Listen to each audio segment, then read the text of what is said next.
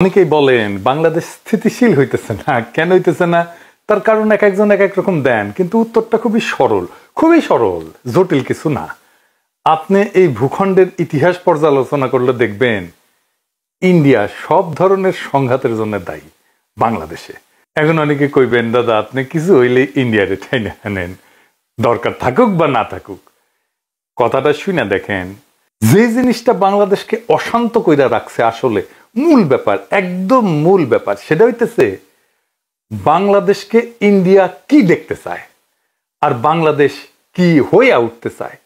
এই দুয়ের দ্বন্দ্ব বাংলাদেশকে অশান্ত করে রাখছে। এইটা যতদিন ফয়সালা না হবে ততদিন এই অশান্তি যাবে না। বাংলাদেশে ইন্ডিয়া আসলে কি চায় আর কিভাবে চায়, এই দুইটা প্রশ্নের উপরে নির্ভর করতেছে আপনার বোঝাপড়া বাংলাদেশ কেন অশান্ত থাকতেছে আর কেনই বা খুব সহসা এই অশান্তি থেকে স্থিতিশীল হওয়ার সম্ভাবনা নাই। কেউ কিছু মনে করেন না, আমার এই কথা শুনে আবার কেউ হতাশ হয়ে যায় না, কিন্তু এটা বাস্তবতাকে মোকাবেলা করাটা ভালো। এই দুইটা প্রশ্নের ফয়সালা করেন, বাংলাদেশ শান্ত হবে, স্থিতিশীল হবে। এই জন্য এই দুইটা প্রশ্নের উত্তর সমস্ত রাজনৈতিক দলকে দিতে হবে। সেটা হইতেছে ইন্ডিয়া প্রশ্নে, ইন্ডিয়ান নীতির প্রশ্নে আপনার অবস্থানটা কি, এটাতে পরিষ্কার করতে হবে। আপনি কি জানেন কিনা ইন্ডিয়া আসলে কি চায় বাংলাদেশে? আসেন একটু বুঝে দেখি বাংলাদেশে ইন্ডিয়া কি চায়। ইন্ডিয়া সেটাই চায় যা হাসিনা তারে দিচ্ছে, সোজা হিসাব। আর বাংলাদেশে হাসিনার মতো একটা সরকার চায়, যে বাংলাদেশে নানা ইনস্টিটিউশনের মাধ্যমে বাংলাদেশকে একটা ভারতের অধীনস্থ করদ রাজ্য হিসেবে টিকায় রাখবে। রাষ্ট্র হিসেবে না, একটা রাজ্য হিসেবে। সেখানে নাগরিকরা ভোট দিতে পারবে না, রাষ্ট্রে কোনো ইনস্টিটিউট বা প্রতিষ্ঠান থাকবে না, আদালত থাকবে না, থাকলেও সেটা আজ্ঞাবহ, নির্বাচন কমিশন থাকবে না, থাকলেও সেটা আজ্ঞাবহ, যা বলবে সেটাই করবে, পুলিশিং থাকবে না। পুলিশিং মানে হবে ধরো, পিটো, মারো, খাও, ঘুষ খাও, এটাই হবে পুলিশিং। ব্যুরোক্রেসি থাকবে না। মানে একটা রাষ্ট্র হয়ে ওঠার জন্য যা যা দরকার তার কিছুই থাকবে না। সিভিল সোসাইটি থাকবে না, মিডিয়া থাকবে না স্বাধীন, এমনকি পেঁয়াজও তুমি উৎপাদন করতে পারবে না, করলেও আমদানি করতে হবে।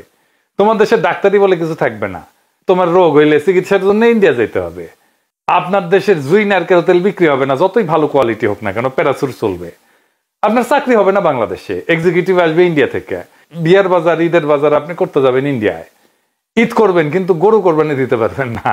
সি আপনি এত খারাপ, রক্ত পিপাসু, গরু কোরবানি দিতেছেন, পশুপ্রেমিক হয়ে যাবে সবাই। আপনি পায়জামা পাঞ্জাবি টুপি পড়তে পারবেন না, আপনি মাদ্রাসায় বাচ্চাকে পড়াইতে পারবেন না, আপনার মসজিদে ঢুকে পেটানো হবে। ফিলিস্তিনের আল আকসা মসজিদের মতো আপনার বাইতুল মোকাররমের চারপাশে থাকবে পুলিশের ঘেরাও, আপনাকে কাঁটাতারে ঘিরে রাখা হবে, তারপরেও নিয়ম করে আপনাকে মাইরা কাঁটাতারে ঝুলাই রাখা হবে বর্ডারে। আপনার নদীতে পানি আসবে না, কারণ সব নদীতে বাদ দিয়ে রাখবে আন্তর্জাতিক আইন অমান্য করে। বর্ষা আবার ভালোবেসে বাদ খুলে দিবে, বাসায় দিবে। আপনি চাষের পানি পাবেন না, ফসল ফলাইতে পারবেন না, নদী শুকায় যাবে, হাহাকার হবে, পানির স্তর নিচে নেমে যাবে। আপনি পাম্প বসায় পানি তুলবেন, এই কাজ করতে গিয়ে আপনি ভূগর্ভস্থ পানিতে মারণ বিষ আর্সেনিক মিশাই দেবেন। সেই আর্সেনিক আপনার জীবনী শক্তি পলে পলে নিঃশেষ করে দেবে। আপনার শিক্ষা প্রতিষ্ঠানগুলো ধ্বংস হবে, লেখাপড়া হবে না, আপনাকে পিটায় মেরে ফেলা হবে সারা রাত, কারণ আপনি 5 ওয়াক্ত নামাজ পড়েন। আপনি আওয়ামী লীগ করেন, ছাত্রলীগ করছেন, এটাই আপনার যোগ্যতা। এই যোগ্যতা বলে যে কয়টা সরকারি চাকরি তার সিংহভাগ আপনি নিয়ে নেবেন। আপনারে পড়ানো হবে আপনি আসলে অখণ্ড ভারতের অংশ। আপনি জানবেন মুসলমানরা আসলে বহিরাগত। আপনি কথা বলবেন, আপনাকে জেলে নেওয়া হবে, পিটানো হবে, ক্রস ফায়ারে মেরে ফেলা হবে, দেশ ছাড়া করা হবে, পেটের নাড়ি হুড়ি বের করে সিমেন্টের স্ল্যাব বেঁধে নদীতে ডুবাই দেওয়া হবে, কোনোদিন আপনারে খুঁজে পাওয়া যাবে না।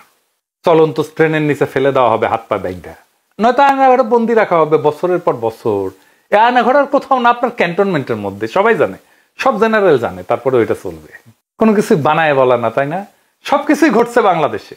আর এইসবের কারণ আর কিছু না, কারণ একটাই, সেটা হইতেছে বাংলাদেশ একটা মুসলিম মেজরিটি দেশ। আর সেই বাংলাদেশ ভারতের মিথিক্যাল অতীতের অংশ, সে অখণ্ড ভারতের অংশ বাংলাদেশ। সেই অংশ সে ফেরত চায়, তার আগে তাকে পরিশুদ্ধ করে নিতে চায় তার জনগোষ্ঠীকে। কারণ এই জনগোষ্ঠী আগে হিন্দুই ছিল, তারা মুসলমান আগ্রাসনে ধর্মান্তরিত হয়েছে বলে তারা মনে করে। এদের পরিশুদ্ধ করতে হবে যেন মননে সে অখণ্ড ভারত মাতার সন্তান হইয়া ওঠে। তাকে নতুন এক ধর্মে দীক্ষিত করতে হবে, যার নাম অসাম্প্রদায়িকতা। এই অসাম্প্রদায়িকতার ধর্মে আপনি কোরবানি দিলে সাম্প্রদায়িক বর্বর, কিন্তু পয়লা বৈশাখের নামে অষ্টমীর এক ডালিয়া উদযাপন করতে পারবেন। আপনি বুঝবেনই না যে আসলে আপনার পয়লা বৈশাখের আড়ালে আপনি আসলে দুর্গাপূজার অষ্টমী করতেছেন। আপনি পূজা মণ্ডপে যাইতে পারবেন, কিন্তু ঈদের নামাজে দাঁড়াইলে আপনি সাম্প্রদায়িক। পূজায় গেলে আপনি অসাম্প্রদায়িক, ঈদের নামাজে দাঁড়াইলে আপনি সাম্প্রদায়িক। তারপর একদিন টুপ কইরা ভারত আপনাকে অখণ্ড ভারত মাতার অংশ করে নেবে। Syllabus complete. থ্যাংক ইউ, ধন্যবাদ। বাংলাদেশ জিন্দাবাদ। এটাই আপনার ডেস্টিনি হয়ে উঠছে। এই যে আওয়ামী আর ইন্ডিয়ান প্রজেক্ট, তাই মোমেন্ট প্রকাশ্যেই বলছিল, ভারতকে সে বলছে হাসিনাকে টিকায় রাখতে হবে। শোনেন, আবার শোনেন, অনেক আগের কথা। আমি ভারতে গিয়ে যেটি বলেছি যে শেখ হাসিনাকে টিকে রাখতে হবে। শুনেছেন? শুধু তাই না, ভারত আর বাংলাদেশের স্বার্থ যে এক, সেটাও সে ঘোষণা করছে। ভারতের বিজয়ই আমাদের বিজয়। শুনেন, আমাদের বিজয় ভারতের বিজয়, বুঝছেন? আমাদের উন্নয়ন ভারতের উন্নয়ন, ভারতের উন্নয়ন আমাদের উন্নয়ন। তাহলে আপনার মূল সংকট হচ্ছে আপনার বাংলাদেশ রাষ্ট্র থাকবে কিনা।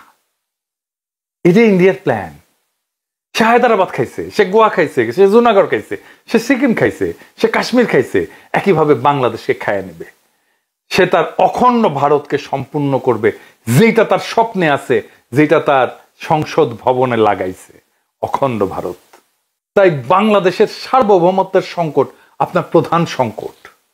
আপনার প্রধান আশঙ্কা মহাভারতে বিলীন হয়ে যাওয়ার আশঙ্কা।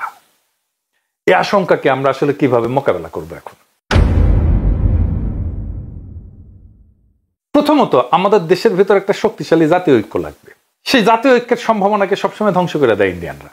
আমি কাউকে উদ্দেশ্য করে বলতেছি না, কিন্তু আপনারা দেখছেন বৃহত্তর জাতীয় ঐক্য কারা নষ্ট করছে, যেটা 5ই আগস্টে তৈরি হয়েছিল, জুলাই আগস্ট বিপ্লবে তৈরি হয়েছিল। জাতির যে আকাঙ্ক্ষা কারা কিভাবে ধ্বংস করছে সেটা আপনারা দেখছেন। 2 নম্বর হতেছে রাষ্ট্রের প্রতিষ্ঠানগুলো পুনর্নির্মাণ করতে হবে, যেগুলো হাসিনা ভেঙে দিয়ে গেছে, যেটাকে সংস্কার বলতেছে প্রফেসর ইউনূসের সরকার। তার ফলে রাষ্ট্রের প্রতিষ্ঠানগুলো যে ধ্বংস করছে হাসিনা, তা পুনর্গঠিত হবে সংস্কার করলে। এই জন্য এত সংস্কার সংস্কার সংস্কার সংস্কার শোনা হচ্ছে। কোন সংস্কার করতে দিতে চাচ্ছে না কারা আপনারা জানেন? আপনারা দেখতেছেন সংস্কার করতে যে নির্বাচনে দেরি হইলে বাধা দিবে বিএনপি। এই বছরই নাকি সংস্কার সম্ভব, দিল্লি স্টারে মাহফুজ আনাম কইছে। কই থেকে আসছে? দিল্লি স্টারে মাহফুজ আনাম যখন লেখে, এটা কই থেকে আসে? এটা দিল্লি থেকে আসে। দিল্লি থেকে কয়া দেয়, মাহফুজ আনাম লিখে দেয়, চেপে দেয়। নির্বাচন বিএনপি কবে চাইছে? 2025-এর মার্চ এপ্রিলে, সেই 2024-এর ডিসেম্বরে চাইছে। আমি বেনে বেনে করছি না, দেখেন ডিসেম্বরে করছে, আগামী 3-4 মাসের মধ্যে নির্বাচন চাই। এইটা সাহেব তারিখ দেখান। বিএনপির নেতারা কি ব্যাখ্যা দিবেন? 2025-এর এপ্রিলে কেন চাইছিলেন বা মার্চে কেন চাইছিলেন নির্বাচন? আপনি তো এখন ডিসেম্বরে চান নির্বাচন, মানে আপনি এখন কনভিন্স যে ডিসেম্বরের আগে নির্বাচন সম্ভব না। তাইলে মার্চ এপ্রিলে কেন চাইছিলেন? এটা কি খেলা পাইছেন ভাইজান? দেশের ভাগ্য নিয়ে, দেশের ভবিষ্যৎ নিয়ে খেলা এটা? সিরিয়াস চিন্তা না করে একটা কথা কয়ে দিবেন আপনি? তাহলে তো সিনিয়র নেতারা। আবার দেখেন বিএনপি স্পষ্ট করে বলছে, বর্তমানে দেশে আলোচিত প্রায় সব সংস্কার প্রস্তাবই আমাদের 31 দফায় অন্তর্ভুক্ত আছে, তার মানে সংস্কার করার দরকার নাই। এরা তারেক রহমান বলছেন নভেম্বরের 14 তারিখ 2024 রাষ্ট্র কাঠামো মেরামতের রূপরেখার 31 দফা ও নাগরিক ভাবনা শীর্ষক সেমিনারে বলছেন। খুব ভালো কথা, মেনে নিলাম যে এই 31 দফায় হইতেছে সংস্কার। তাইলে 31 দফায় তো সব সংস্কার আছে, তাই না? তারেক রহমানই তো কইছে, তাই তো বলছেন তারেক রহমান। এটা করতে কত টাইম লাগবে বিএনপির? বিএনপি এটা বলছে তারেক রহমানের বক্তব্যের সপ্তাহ 3 পরেই, যে কত সময় লাগবে সংস্কার করতে। 3 থেকে 4 মাস লাগবে এই সংস্কার করতে। যেই সংস্কারের আলাপ হইতেছে সেটাই 31 দফায় আছে, আর সেই সংস্কার করতে 3 থেকে 4 মাস সময় লাগবে বিএনপির কথায়। তাইলে বর্তমানে দেশে আলোচিত প্রায় সব সংস্কার প্রস্তাবই যদি বিএনপির 31 দফায় অন্তর্ভুক্ত থাকে, আর সেই সংস্কার করতে যদি 3 থেকে 4 মাস লাগে, তাহলে কি বিএনপি 31 দফা ক্ষমতা নেওয়ার 3 থেকে 4 মাসের মধ্যে বাস্তবায়ন করে দেখাবে? পারবে? হুদাই একটা কথা বলে দিলেই হইল। যাই হোক, বাদ দেন। এরপরে আমাদের আর কি লাগবে? এটা খুব গুরুত্বপূর্ণ, আসেন এটা একটু বুঝে দেখি। এরপরে আমাদের লাগবে এমন একটা শক্তির বন্ধুত্ব যারা আমাদের সার্বভৌমত্বের রক্ষা কবচ হয়ে থাকবে। মানে ইন্ডিয়া যদি আমাদের অ্যাটাক করতে আসে, আমাদের পাশে কে দাঁড়াবে? কারা হইতে পারে সেই শক্তি? আমাদের খুব বেশি চয়েস নাই, কিন্তু কারা হইতে পারে বলেন? ওয়েস্ট, পশ্চিম। হ্যাঁ, এই পশ্চিম ভাই ইসলামোফোব দুনিয়া। আমেরিকা আমাদের ইন্ডিয়ার হাতে তুলে দিছিল, ভুলে যায় না, 1/11 করে। হাসিনার পুরা টাইম ওয়েস্ট 2 হাত তুলে হাসিনাকে সাপোর্ট দিছে, দেয় নাই? এমনকি হাসিনা যখন পাখির মতো মানুষ মারতেছিল বর্ষা বিপ্লবে, জুলাই আগস্ট বিপ্লবে, কেউ কিছু বলছে? বলে নাই। এই ওয়েস্টকে ইন্ডিয়া বুঝাইছে হাসিনাকে আমাদের দরকার, নয়তো ইসলামী জঙ্গিরা বাংলাদেশের দখল নিয়ে নেবে। তাই এই পশ্চিম সেটাই করবে যা ইন্ডিয়া চায়। ইন্ডিয়ার চাওয়াকে পশ্চিম সাপোর্ট করবে সব সময়। তাইলে আমাদের চয়েস একটাই, চীনের সাথে অর্থনৈতিক, সামরিক, রাজনৈতিক, কূটনৈতিক একটা দীর্ঘমেয়াদী সম্পর্ক তৈরি করা। এটা একটা অতি জটিল এবং বিপজ্জনক কাজ হবে। কেন বিপজ্জনক হবে? কারণ এই কাজ করতে গেলে পশ্চিম আর ইন্ডিয়া ঝাঁপে পড়বে একসাথে চীনের সাথে সম্পর্ক তৈরি করতে গেলে। আমাদের প্রবল শক্তিশালী রাজনৈতিক ঐক্য লাগবে দেশের মধ্যে, আর তেমন জনপ্রিয় মেধাবী রাজনৈতিক নেতা লাগবে এই কাজ করার জন্য। আর দেশের মধ্যে লাগবে বুদ্ধিবৃত্তিক কাজ, একাডেমিয়া থেকে, বিশ্ববিদ্যালয় থেকে, সিভিল সোসাইটি থেকে, মিডিয়া থেকে। তারা তৈরি করবে ন্যারেটিভ, কবি, শিল্পী, সাহিত্যিকরা। একমাত্র তখনই বাংলাদেশের ভবিষ্যৎকে রক্ষা করা যাবে সফলভাবে। মনে রেখেন, এই কাজটা যারাই অ্যাডভান্স করার সামর্থ্য রাখে তাদেরকে আগে আইডেন্টিফাই করা হবে, আর বাড়তে দেওয়া হবে না। এমন কাজ করার লোক কিন্তু বেশি হয় না, আপনারা জানেন। কিভাবে তাদেরকে বাড়তে দেওয়া হয় না, আমি আপনাদেরকে 2টা এক্সাম্পল দেব, মাত্র 2টা। ব্যারিস্টার মইনুল হোসেন, চেনেন না? খুবই স্ট্রং ন্যাশনালিস্ট, মানিক মিয়ার ছেলে, এলিট ফ্যামিলির ছেলে, ব্যারিস্টার, উচ্চশিক্ষিত, এমপি ছিল তরুণ বয়সে, প্রখর রাজনৈতিক মেধার মানুষ। বাকশালের বিরোধিতা মুজিবের সামনে দাঁড়ায় করছে যে কয়জন বিরল ব্যক্তিত্ব, 2 বা 3 জন, তার মধ্যে সে একজন। কিন্তু সে বাংলাদেশের রাজনীতিতে একজন ফেনোমেন হয়ে উঠতে পারেননি, তাকে স্পেস দেওয়া হয়নি। সালাউদ্দিন কাদের চৌধুরী, তীব্র একজন ন্যাশনালিস্ট নেতা, সাহসী নেতা, তারে তো ফাঁসি দিয়ে দেওয়া হইল। তাই আপনারা খেয়াল রাখবেন, বাংলাদেশের এলিট স্ট্যাবলিশমেন্ট যার পিছে লাগতেছে, মনে রাখবেন সে ইন্ডিয়ার লেজে পাড়া দিছে, তারে খাইয়া দিবে। সেই জন্য এটা একটা যুদ্ধ। আমরা যেটাতে আছি সেটা একটা যুদ্ধ। এই জন্য এটা শান্ত হইতে সময় লাগবে, যতক্ষণ পর্যন্ত না আপনি প্রবল শক্তিশালী হইয়া প্রতিপক্ষকে পরাজিত করতে না পারেন। মনে রাখেন, এই যুদ্ধ আমাদেরই। বাংলাদেশের রাষ্ট্রীয় অস্তিত্ব আজ একটা চূড়ান্ত চ্যালেঞ্জের মুখোমুখি। এটা শুধু ভারতীয় হেজিমনির বিরুদ্ধে না, এটা আমাদের ভবিষ্যৎ প্রজন্মের জন্য, আমাদের আত্মপরিচয়ের জন্য, আমাদের ভাষা, আমাদের স্বাধীনতার আত্মাকে রক্ষার জন্য এক অবিরাম যুদ্ধ। এই যুদ্ধ শুধু সীমান্তে না, এটা চিন্তায়, বুদ্ধিবৃত্তিতে, প্রশাসনে, বিশ্ববিদ্যালয়ে, অর্থনীতিতে, সিভিল সোসাইটিতে, আর প্রত্যেকটা নাগরিকের মনোজগতে। ভারত চায় বাংলাদেশকে একটা পরাধীন করদ রাজ্যে রূপান্তর করতে, তারে খাইয়া ফেলতে, যেখানে আপনি থাকবেন কিন্তু আপনার নাগরিকত্ব থাকবে না, যেখানে আপনার ভূখণ্ড থাকবে কিন্তু রাষ্ট্র থাকবে না। এই যুদ্ধের এক পাশে ভারত, তার গোয়েন্দা সংস্থা, দালাল রাজনৈতিক দল, তার পোষা মিডিয়া, সিভিল সোসাইটি, আর অন্য পাশে আমরা বাংলাদেশের মানুষ, যাদের কাছে এই ভূমি শুধু মাটি না, এটা আত্মমর্যাদা পরীক্ষার ময়দান।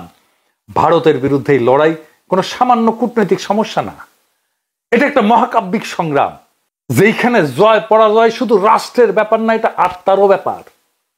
এই যুদ্ধে জেতার জন্য দরকার জাতীয় ঐক্য, প্রাতিষ্ঠানিক সংস্কার এবং ভবিষ্যতের কূটনৈতিক রণকৌশল। দরকার চীনের সঙ্গে সাহসী জোট, দরকার একজন মেধাবী, অকুত ভয় নেতা, যিনি জাতিকে নিয়ে যেতে পারবেন সেই অনিবার্য সংগ্রামের শেষ প্রান্তে। দরকার জাগ্রত একাডেমিয়া আর নির্ভীক বুদ্ধিবৃত্তিক নেতৃত্ব, যারা ইতিহাসের দায় বুঝে আজকের প্রজন্মকে বুঝাতে পারবে আপনার আত্মপরিচয় আজকে আগ্রাসনবাদী ভারতের টার্গেট। মনে রেখেন, ভারত কখনো আপনাকে রাষ্ট্র হিসাবে মানেনি, মনে করছে সে আপনার হারানো অঙ্গ। এই অঙ্গ যে আবার জায়গা উঠছে, নিজের পরিচয় দাবি করছে, এটাই তাদের ভয়। তাই তারা হাসিনার বদলে আর একটা পুতুল সরকার আনতে চায়, যাতে বাংলাদেশ আর কখনো মাথা তুলে না দাঁড়াইতে পারে। কিন্তু ইতিহাসের চাকা ঘুরছে। আজ প্রশ্ন একটাই, আপনি কি এই চক্রান্তের বিরুদ্ধে দাঁড়াতে প্রস্তুত? আপনি কি আপনার স্বাধীনতা, আপনার ধর্মীয় অধিকার, আপনার আত্মপরিচয়, আপনার ভাষা আর আপনার স্বপ্নের বাংলাদেশকে রক্ষা করতে চান? তাহলে এই যুদ্ধ আপনারও। এই যুদ্ধ শুধু নির্বাচন বা সংস্কার নিয়ে না, এটা একটা জাতির আত্মার অস্তিত্ব রক্ষার লড়াই। আপনি যদি এই যুদ্ধে অংশ না নেন, তাহলে একদিন জেগে উঠবেন সেই রাষ্ট্রহীন, আত্মাহীন ভূখণ্ডে যার নাম একদিন ছিল বাংলাদেশ। এখনো সময় আছে, জায়গা ওঠেন, সংগঠিত হন, কারণ এইবার না পারলে আর কোনোবার আমরা পারবো না। বাংলাদেশ বাঁচলে আপনি থাকবেন, বাংলাদেশ গেলে শুধু আপনি, বাংলাদেশ গেলে আপনি শুধু নামে থাকবেন, নাগরিক থাকবেন না। এটা আপনার যুদ্ধ, এটা আপনার সময়, এটা আপনার নিয়তি রচনা করার শেষ সুযোগ। আসেন আমরা আগে যাই সেই ইস্পাত কঠিন ঐক্য গইরা, সেই ইতিহাস রচনা করতে, সেই অনিবার্য বিজয়ের পথে।